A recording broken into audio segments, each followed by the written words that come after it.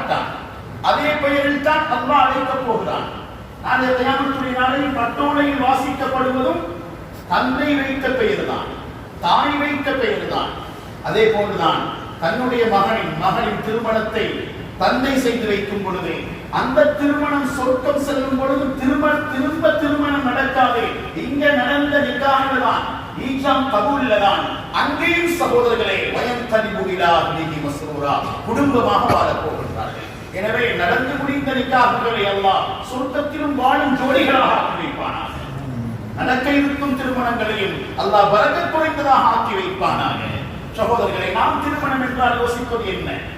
வீடு எங்கே, எத்தனை சகனுக்கு சாப்பாடு, எந்த இடத்துல கால் அடிக்கிறது,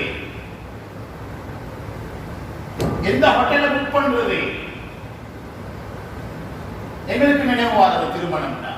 பொண்ணுக்கு சாப்பாடு எப்ப, எத்தனை பெட்டி கொண்டு போறது, அந்த பெட்டியை தூக்கி கொண்டு யார் யார் போறது, கண்ணியமிக்க அல்லாஹ்வின் நல்லடியார்களே, அருமை சகோதரர்களே. ஆனால் இஸ்லாம் சொல்லும் திருமணத்திலே, இஸ்லாம் சொல்லும் குடும்ப வாழ்க்கையிலே, இஸ்லாம் சொல்லும் நிக்காஹுடைய சபையிலே அல்லாஹ் பேசி இருக்கிறான். நாங்க கொண்டு போல எதையுமே அல்லாஹ் பேசல. நாங்க செய்ய பார்க்கல எதையுமே குர்ஆன்ல அல்லாஹ் திருமணத்துடைய தலைப்புல பேசல.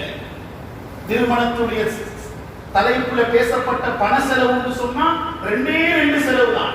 என்ன? மகரும் வலிமா, மாப்பிள்ளையில கையில போடக்கூடிய மோதிரம் மாமாட கையால, இது கூட இஸ்லாம் ஃபர்தாக்கல்ல. ஸல்லல்லாஹு அலைஹி வஸல்லம் காலத்தில் நடந்த திருமணங்கள்ல திருமணத்துக்கு பின்னால ஆண்கள் மோதிரம் அணிந்தார்கள். அது மாமா கொடுத்த செலவுல இல்ல. சிலவங்க ஒச்சை கட்டிடுவாங்க. அந்த ஒச்சில ஒரு ஊசி பிரச்சனை என்றாலும் பின்னால குடும்ப பிரச்சனையாக மாறுது. 50 லட்சம் 60 லட்சம் ஒரு கோடி 25 லட்சத்துல மோதிரத்தை போடுறாங்க. சகோதரர்களே, கண்ணியமிக்க அல்லாஹ்வின் நல்லடியார்களே, நீங்க திருமணம் முடிச்சா நீங்க ஒரு மோதிரத்தை போட்டுக்கோங்க. அந்த செலவு கூட ஒரு கிஃப்ட் எடுக்கிறது தவறில்ல. ஆனா மாப்பிள்ளை வீட்டுல எதிர்பார்க்க கூடாது, சரி மாமா என்ன போட்டாரு, உங்களோட மாமா உங்களுக்கு என்ன மோதிரம் தந்தாரு, கல்லெண்ணா. சகோதரர்களே, கண்ணியமிக்க என்ன சொல்லவார் என்றால் மிக அழகாக எளிமையாக இஸ்லாம் திருமணத்துக்குரிய செலவுகளை ஆக்கியது. இஸ்லாம் எப்பொழுதுமே ஒன்றை பொருத்தமாகத்தான் பேசும், சரியாகத்தான் பேசும். முகத்தை கழுவ சொன்ன இஸ்லாம் தலையை மசூல் செய்ய சொன்னது. ஃபக்ஸிலு wujuhakum வ ஐதியக்கும் மினல் மராஃபிக் வம்ஸஹு பிருஊசிக்கும். முகத்தை கழுவுற மாதிரி ஒவ்வொரு நேரமும் தலையையும் கழுவ போனா ஏற்கனவே நோய் பிரச்சனை நடக்குமா? வுது முடியாது. நாங்கள் தான் சுமையாக்கி கொண்டிருக்கிறோம், நாங்கள் தான் பாரமாக்கி கொண்டிருக்கிறோம். இஸ்லாம் சொன்ன திருமண உறவுகளை நாம் பேணுவோமேயானால் எங்களுடைய குடும்ப வாழ்க்கை சகோதரர்களே சொர்க்கத்திலே, அதாவது உலகத்திலே சொர்க்க பூஞ்சோலையாக இருக்கும் குடும்பங்கள். எங்கேயோ தடமாறும். சிலவங்க திருமணம் எடுத்து நோயாளியா போவாங்க. சில மையத்துல பார்க்கிறோம் சகோதரர்களே, ஜனாசா கொண்டு வச்சுக்கிறார், மருமகன் வந்து தொழுதுட்டு போறாரு. அவர் மாமா திருமணத்துக்கு ஹோட்டல் புக் பண்ணினதும் சாப்பாடு போட்டதுக்கும் கடன் அப்படியே இருக்குது. சகோதரர்களே, கண்ணியமிக்க அல்லாஹ்வின் நல்லடியார்களே, இஸ்லாத்தின் உயிர் தியாகி கூட கடனோடு கபராளியாகுவாரேயானால் அவருக்கு பாவம் மன்னிக்கப்பட மாட்டாது. ஊருக்கு பேருக்கு புகழுக்கு திருமணம் எடுத்துட்டு கபராளியாகிறார், கடனாளியாக. தேவையா? இஸ்லாம் சொல்லிச்சா நான் இன்னொருத்தருக்கு காட்டி வாழப்பட. இஸ்லாம் எவ்வளவு அழகா திருமணத்தை சொல்லுது. சகோதரர்களே, குடும்ப வாழ்க்கையில விஷயத்தை பேசக்கூட அல்லாஹ் பிரதானமான அம்சங்களை வச்சு பேசுறான். இது திருமணம் முடிக்க போவதற்கு மட்டுமல்ல, முடித்து வாழக்கூடிய ஒவ்வொருத்தரும் இந்த விடயங்களை உணர வேண்டும்.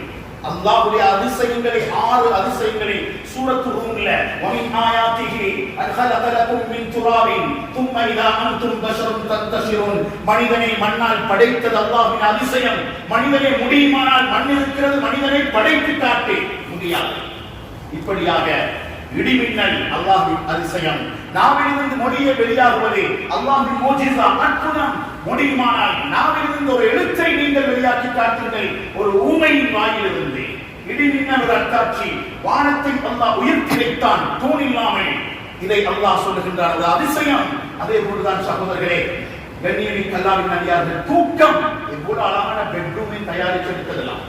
ஆனால் தூக்கத்தை தாருவது யாரு? சுகமான தூக்கத்தை தருபவன் யார்?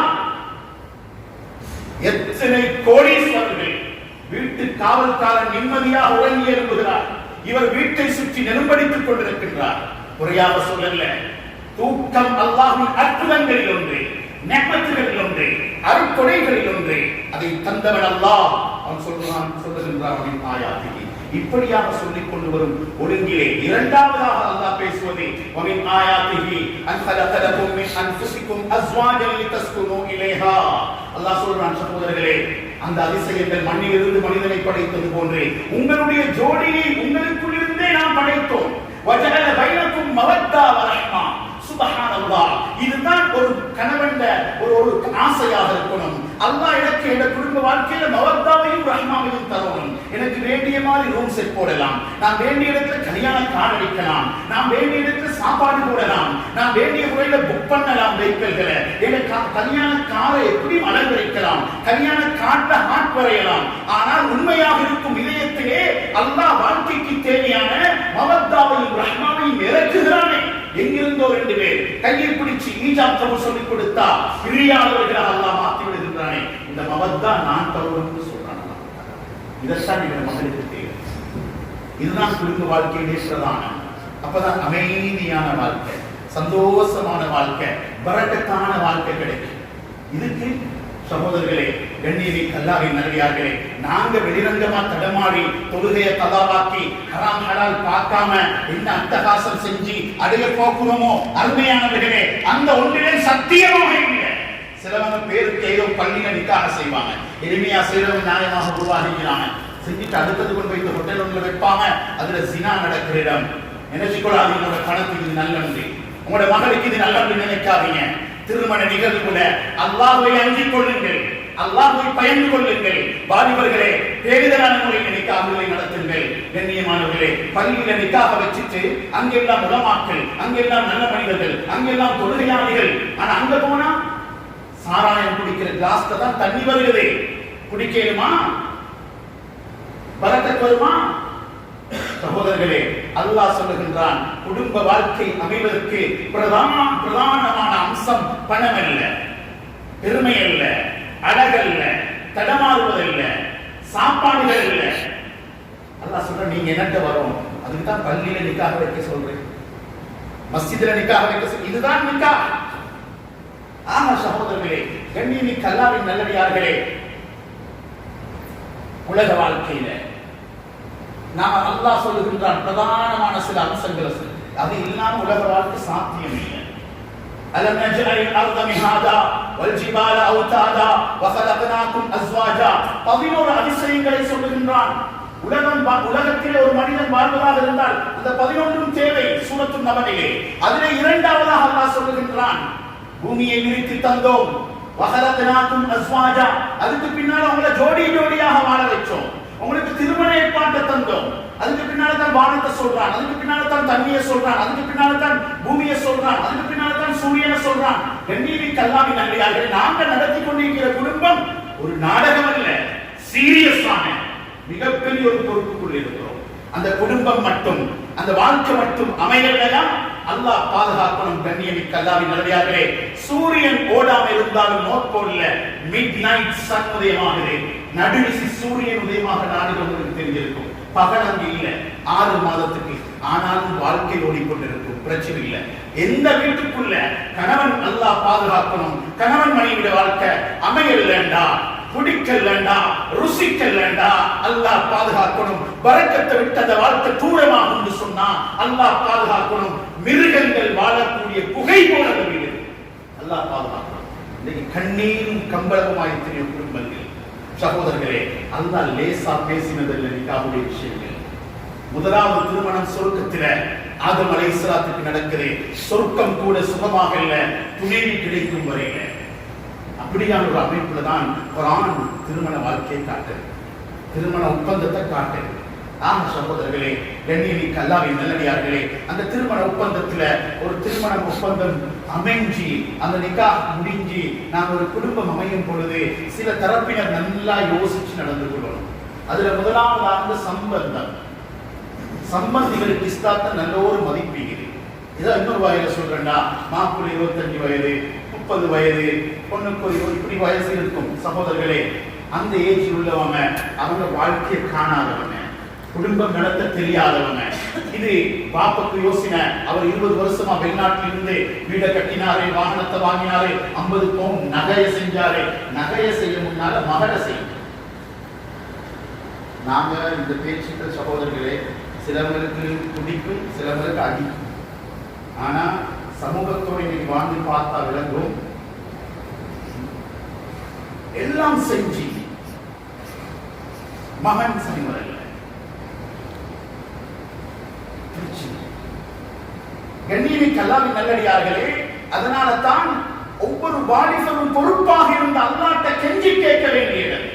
சாலிஹான மனைவியை தான், சரியான குடும்பத்தை சேர்த்து வைப்பாயாக. நபி ஸல்லல்லாஹு அலைஹி வஸல்லம் கூட தாண்ட மகனுக்கு வந்த திருமண பேச்சுக்களை சரியான இடத்தை தெரிவு செஞ்சாங்க. சரியான இடத்தை தெரிவு செஞ்சாங்க. தெளிவா பேசுற மனிதியால தேவைப்படும். சுருக்கமான நேரத்தில் சகோதரர்களே சில விடயங்களை சொல்றேன்டா. திருமண பேச்சிலே சம்பந்திகள் விளங்கிக் கொள்ளணும். எங்களுடைய மகனுக்கு பொன் ஜோடி தேடும் பொழுது எதை வச்சு தேடுறது? நல்ல ஃபேமிலி ரேஞ்ச் என்றிருந்தாலும் பரவாயில்லை. இல்ல சகோதரர்களே, முபாரக் என்ற ஒரு அடிமை தோட்டத்தில் வேலை செஞ்சு கொண்டிருக்கிறார். அந்த காலத்துல கல்யாணம் பேசின முறையை பாருங்க. அதனால பரக்கத்தான கல்யாணத்துல முடிவென்னா பரக்கத்தான சந்ததிகள் வாழணும். எங்களுடைய மௌத்துக்கு பின்னால 7 பரம்பரையானாலும் யா அல்லாஹ் எங்களுடைய பரம்பரையில வந்த வாழ்ந்த மூதாதையர்களுக்கு ரஹ்மத் செய்வாயாக என்று அல்லாஹ்ட்ட அருள் பரம்பரை எங்களுக்கு தேவைடா. பேஸ் அஸ்திவாரம் சரியாக அமையும். அஸ்திவாரம் சரியாக அமையும். அந்த அடிமை தோட்டத்தில் வேலை செய்கிறார். திராட்சை தோட்டம், அழகான தோட்டம். எஜமான் வந்து கேட்கிறாரு, நல்ல கொஞ்சம் திராட்சை பழம் பிடிச்சு கொண்டு வாங்கினேன். திராட்சை பழம் பிச்சு கொண்டு வாங்குறேன். பிச்சு கொண்டு வந்து கொடுத்தா பிடிக்குது. திரும்ப சொன்னா நல்லதை பார்த்து கொடுக்கணும். இன்னொன்று கொண்டு வந்து அதை விட பிடிக்குது. கேட்டா நீங்க இவ்வளவு நாள் தோட்டத்தை வேலை செய்யுங்க பாருங்க. வாழ்த்துக்குள்ள மாப்பிள்ளை மாதிரி எப்படி ஆகுனது பாருங்க. சொல்றாரு, இவ்வளவு காலம் தோட்டத்தை நீங்க வேலை செய்றீங்க, உங்களுக்கு எந்த திராட்சை நல்ல ருசி தெரியாதா? அப்ப அவர் சொல்றாரு, நான் இந்த தோட்டத்தை நீங்க இந்த காவல்காரனாக நியமித்ததில் இருந்து இதுவரைக்கும் அமர்த்தனி ஹிஃப்தை, நீங்க எனக்கு சொன்னது என்ன சொல்லி? தோட்டத்தை காவல்காரர் சொல்லி. வலம் தன்னுர் நீ அக்லி, நீங்க எனக்கு திராட்சையை சாப்பிட்டு